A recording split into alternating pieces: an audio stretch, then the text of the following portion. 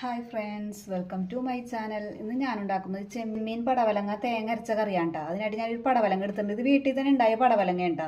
നമുക്കിതിൻ്റെ തോലൊന്ന് കളഞ്ഞെടുക്കാം. ഇങ്ങനെ ചിരണ്ടി എടുക്കാം കേട്ടോ. തോലൊന്ന് നമുക്കിതെല്ലാം ഇങ്ങനെ കളഞ്ഞെടുക്കാം. പടവലങ്ങയുടെ പകുതി എടുത്തിട്ടുള്ളൂ കേട്ടോ. പടവലങ്ങ വലുതാണ്, എനിക്ക് കുറച്ച് മതി. അതുകൊണ്ട് ഞാൻ പകുതി പടവലങ്ങ എടുത്തിട്ടുള്ളൂ. അതിൻ്റെ മുകളിലെ ഭാഗമൊക്കെ ഞാൻ ചിരണ്ടി കളഞ്ഞിട്ടുണ്ട്. നമുക്കിനി ഉള്ളിലെ ഭാഗമൊക്കെ കളയാം. കുരുവൊക്കെ കളയാട്ടെ ഇനി പൊളിച്ച്. കക്ക് പടവലങ്ങ കേട്ടോ.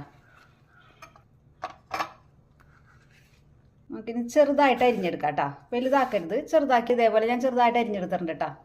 അതിന് ചെറുതായിട്ട് ഇതേപോലെ അരിഞ്ഞെടുക്കാം എല്ലാവരും. പടവലങ്ങ എല്ലാം ഞാൻ ചെറുതായിട്ട് ഇതേപോലെ അരിഞ്ഞെടുത്തിട്ടുണ്ട് കേട്ടോ.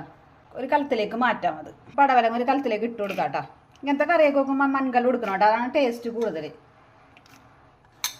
കഴുകി വൃത്തിയാക്കി വെച്ചിരിക്കുന്നത് ചെറിയ ചെമ്മീനാട്ടത്.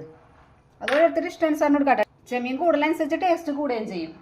ആവശ്യത്തിന് ഉപ്പ്, അല്പം മഞ്ഞൾപ്പൊടി, ഒരു 1/4 ടീസ്പൂൺ മുളക് പൊടി ഓവർ വേണ്ട കേട്ടോ. അതിനകത്ത് മുളക് പൊടി കൂടിക്കഴിഞ്ഞാൽ ചുമന്ന് പോകും.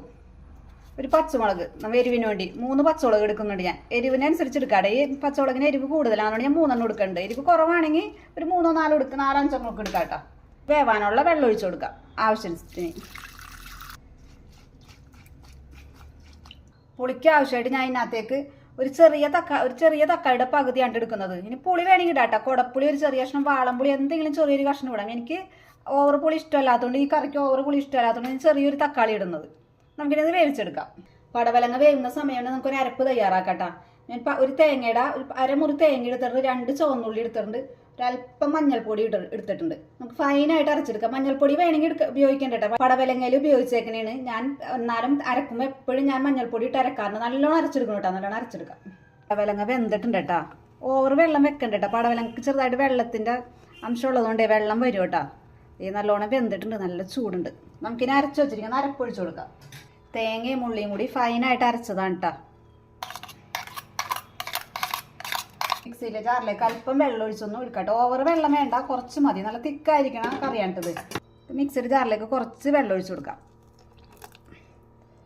നമുക്കിതൊന്ന് മിക്സ് ചെയ്ത് കൊടുക്കാം. നല്ലോണം ലൂസാക്കണേ ആക്കാം. തിക്കായിരിക്കണേ നല്ലത്. ഓവർ വെള്ളം ചേർക്കണ്ട കേട്ടോ. നമുക്കൊന്ന് ചെറുതായിട്ടൊന്ന് ചൂടാക്കിയത്. തിള വരരുതിട്ടത്. എൻ്റെ ഉപ്പൊക്കെ കറക്റ്റാണ്. സമയത്ത് ഉപ്പില്ലെങ്കിൽ ഉപ്പൊന്ന് ഇട്ട് കൊടുക്കട്ടെ. എൻ്റെ ഉപ്പൊക്കെ കറക്റ്റാണ്. ചെറുതായിട്ടൊന്ന് ചൂടാക്കിയെടുക്കുക. അരപ്പൊന്ന് ചൂടാവണം മാത്രം മതി. അരപ്പ് കൂട്ടിക്കഴിഞ്ഞപ്പോൾ ഒന്ന് ചെറുതായിട്ടൊന്ന് ചൂടാക്കിയല്ലോ കേട്ടോ. ചൂടായി കഴിയുമ്പോൾ തന്നെ നമുക്ക് ഇറക്കി വെക്കത്. ചീഞ്ചട്ടി വെച്ച് വെളിച്ചെണ്ണ ഒഴിച്ചിട്ട്, വെളിച്ചെണ്ണ ചൂടായിട്ട് നമുക്കിനി കടുക് ഇട്ട് കൊടുക്കാം. കടുക് പൊട്ടി നമുക്ക് വറ്റൽമുളകും കറിവേപ്പില ഇട്ട് കൊടുക്കാം. നമുക്കിത് കറിയിലേക്ക് ഒഴിച്ചു കൊടുക്കാം കേട്ടോ. അപ്പോൾ ടേസ്റ്റി ആയിട്ടുള്ള ചെമ്മീൻ പടവലങ്ങ കറി റെഡി ആയിട്ടുണ്ട്. എല്ലാവരും ഉണ്ടാക്കാത്തവരും ഇങ്ങനെ ഉണ്ടാക്കി വെക്കണം. അതുപോലെ എൻ്റെ വീഡിയോ കാണുന്ന എല്ലാവരും സബ്സ്ക്രൈബ് ചെയ്ത് സപ്പോർട്ട് ചെയ്യണം. Okay, by.